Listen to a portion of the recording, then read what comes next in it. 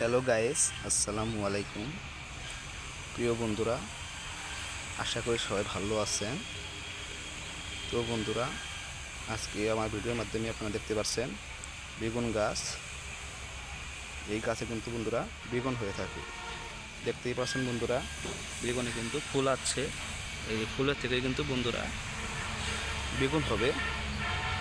তো বন্ধুরা, বেগুন হওয়ার পর আপনারা কিন্তু বেগুনগুলি তুলে অনেকভাবে কিন্তু বেগুনগুলো রান্না করে খাওয়া যায়।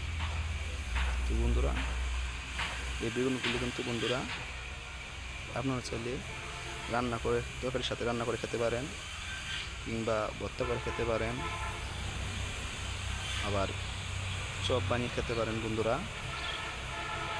তাই বন্ধুরা, আমি আপনাদেরকে বলবো এই বেগুনগুলি আপনারা হাট বাজার থেকে সংগ্রহ করুন, অথবা বন্ধুরা আপনারা চাইলে কিন্তু বন্ধুরা এই বেগুন গাছের চারাটি রোপণ করতে পারেন।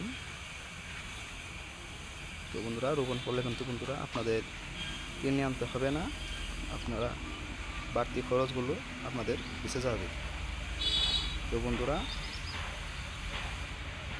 এই বীজগুলো সংগ্রহণ করুন।